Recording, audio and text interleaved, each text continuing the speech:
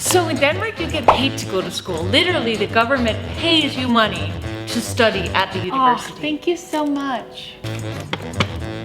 So I could have gotten free education and gotten paid, but instead, I decided to be broke for years, eat ramen, live on an air mattress, and not even want to spend $1.75 on a bus. No, I'd rather walk for a full hour. Listen, I'm not trying to be rude or anything, but that sounds pretty dumb. Why would anyone do that? That's what's called intentional sacrifice. Okay, I may just have made that up, but it makes sense to me. This isn't actually where I live, but everything else is pretty accurate. We'll get into all of that a little later in this video. Every single one of us sacrifice every single day from we wake up in the morning till we go to bed at night. And I think it's so important that we're aware of what things we sacrifice, because when I choose to do one thing over another thing, that means I just sacrifice that one thing over the other thing. When we choose to snooze the alarm in the morning, we sacrifice extra time to meditate, we sacrifice time to enjoy our breakfast, or maybe even feeling rushed the entire 30 minutes it takes us to drive to work. When we're met with the option of choosing a pizza or a salad for lunch, depending on which we choose, we may be sacrificing either that here and now satisfaction, or maybe we sacrifice the goal that'll make us more happy long term. And at night, maybe we choose to sacrifice either time with family to work on a project, or we sacrifice that project in order to have more time with our family. The thing is, it seems like we're only focusing on the sacrificing our sleep, or sacrificing the pizza, or sacrificing family because we had to get that project done in time. When really, we all day long decide and choose which sacrifice to make. And I do believe there's a correlation between making the sacrifices that fuel us with energy, make us feel optimistic and excited about our day,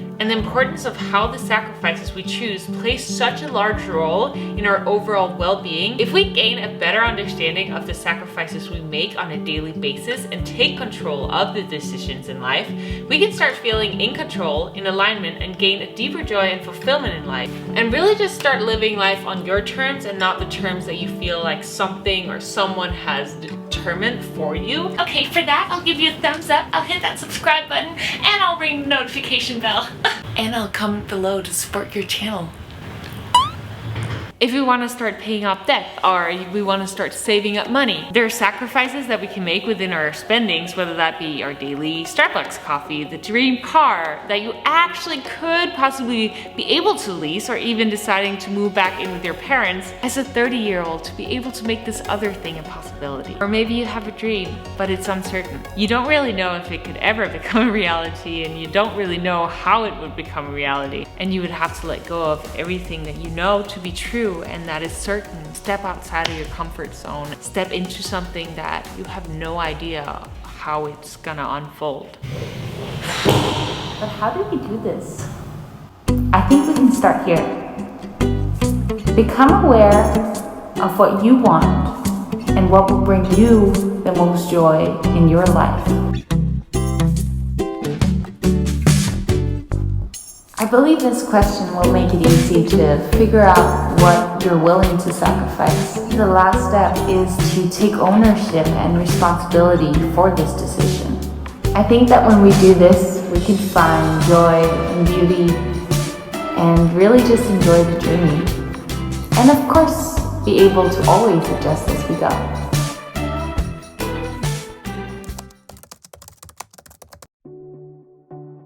So to go back to that first point I was making, in Denmark, when you turn 18, you get paid a small amount from the government in order to support you and to guide you and to motivate you to continue studying, to get an education so that you can go out and get a job. I choose not to do that. What I decided to do was I moved to Copenhagen, which is the capital of Denmark, for 1 year to take this dance education. That is not a government approved education, so I had to pay my own money to go to that school. After that, I decided to travel to US to hopefully make my dreams come true, which is where I slept on an air mattress. I first slept in a house full of maybe 16 other people, and then later I moved into this 3-bedroom apartment where I was sleeping in one of the girls' rooms, sharing an air mattress with another friend. So that means I was like literally laying next to my friend sleeping on this air mattress, which is always fun, you know, when people are moving around at night. We get to jump together. Pretty much live off of ramen, because ramen was like, I think it was like 50 cents per meal, which is awesome. I ate a lot of ramen, but I would also eat oatmeal. I would buy frozen veggies because that was a lot cheaper. I would buy apples because that was like a cheaper fruit and things like that. Also, ramen is underrated. When cooked right, it's so freaking good. And I didn't have a car for years. I didn't even want to spend the $1.75 on taking the bus to dance class. No, I'd rather walk an hour every day there and an hour back, because then I could save that money. And even when I was back in Denmark before I came to America, saving every single penny I could. I think I was living off of $1 a day for food while I was saving up to come here. And I knew from talking to lawyers, getting probably hundreds of no's saying that it definitely would not be possible for me to get a work permit, agencies rejecting me saying that they didn't want to sign me, and jobs rejecting me saying that they didn't want to hire me. Just a bunch of no's. I knew that it was going to take a while, and so I was willing to save as much as possible and live on pennies, because I was so excited about this, hopefully this dream that I possibly could create if I just stayed persistent and didn't take those no's as an answer. Just the fact that I had a bed to sleep in and a roof over my head in itself is a privilege. I had food to eat. So many people in this world don't have that. And all I remember from the time was absolute pure gratitude. Pure gratitude when I was walking to dance, when I was dancing, when I was hanging out with my friends, eating my ramen. The hardest part at the time was living a life with my Danish boyfriend that I had had since I was 16. Other than that, none of this ever felt like a sacrifice. But for the sake of the theme of this video, I wanted to give an example of what intentional sacrifice could look like from my own life. So let's just call it that, okay? Could have decided to feel like a victim, annoyed, lose my motivation when, first of all, I got all of these rejections, when I wasn't able to go out to eat, or I had to walk everywhere, or whatever you choose to focus on is always what you're gonna feel. Everything in life is, what are we focusing on?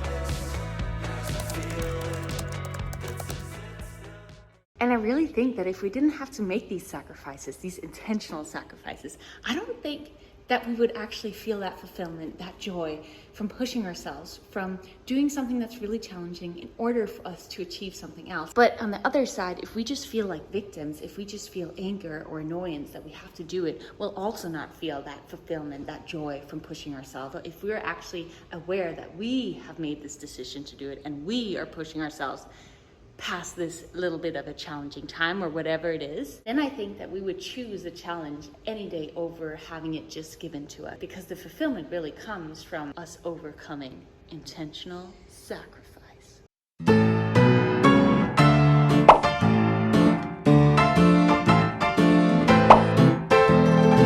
Actually, this doesn't suck. I'm making intentional sacrifice. Sacrifice with the right intention be very powerful and have an incredibly positive impact on our life. When we're feeling like we're sacrificing, we tend to get sour about it. Is that a thing you can say, sour about it? I'm not sure. As in, we complain, we get annoyed, and those negative emotions take away from our joy. By getting really clear and intentional behind our sacrifices and using intentional sacrifice, we can let go of the negative emotions towards the thing that we're doing to get back to a place of feeling good. And I mean, doesn't all good things come from us feeling good? When we feel good, we do good, we spread good, and this just makes us receive good. And that, my friend, is what I call a good feeling compound effects. Intentional sacrifice is about the little things like deciding to order groceries online to have more time for work, friends, or maybe even working out. It's about going to bed early and not watching that Netflix show to be able to get up earlier the next day. Or maybe it's about, even though you have so much work to do, that you decide to take a day off to focus on having some time for you to relax. Intentional sacrifice is not only about pushing ourselves. Intentional sacrifice to me is about always listening to our body, listening to what we need, and doing the thing that will make us feel at our best.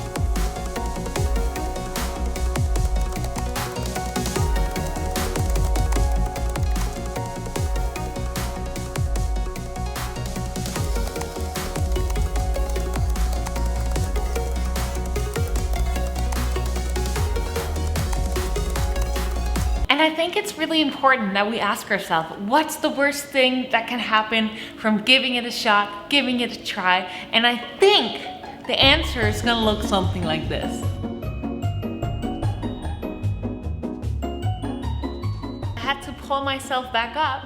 I just got a little bit stronger because pulling myself up on that journey, on that way up the ladder, I learned a couple of things. I got a little bit more muscle strength. That means the next time I fall down, I'll be a little bit stronger. So sacrifice was so worth it. I think that it's important that we take our life serious. We only have one life. If we don't take ourselves serious, who else is gonna take us serious? So I'm really hoping that you want to take a look, do a little bit of brain studying, figure out all of this mess. Where are you making sacrifices, but the sacrifices that aren't allowing you to actually do the things that you deep down want to do? Unravel all of this mess that is maybe going on in your mind. Start to, clean up this messy bed/brain. Because I think that with anything, if we feel clear in the choices that we're making, because we have been doing the groundwork and figured out what is it that we deep down want, what is it that we are willing to sacrifice, and that way we can be nicer to ourselves. We can treat ourselves with love, not beat ourselves in the head. You can accept the sacrifices that you do make in this clean space that you've created for yourself. And something that I now can see in my sacrifice book is that I'm willing to sacrifice looking like a fool, telling you that it would mean the world to me if you would give me a little comment, give me a little like, give me a little subscribe, because that just helps my channel grow. Thank you. The decisions we make in life are literally what determines how our life is gonna look like 2 years, 5 years, 10 years, 20, 30, many years from now. So I just think it's really important that we become aware of these sacrifices that we're making every single day. The small things lead to bigger things, and we should take our life serious. The better choices, the more aware you can be of the sacrifices that you decide to make, I think can bring you a lot of joy long term, and that's what I want for you. That's what you deserve. I'm really grateful that you watched this video. Please hit me with a thumbs up, give me a comment below, subscribe, all that good stuff. I'll see you soon. Bye.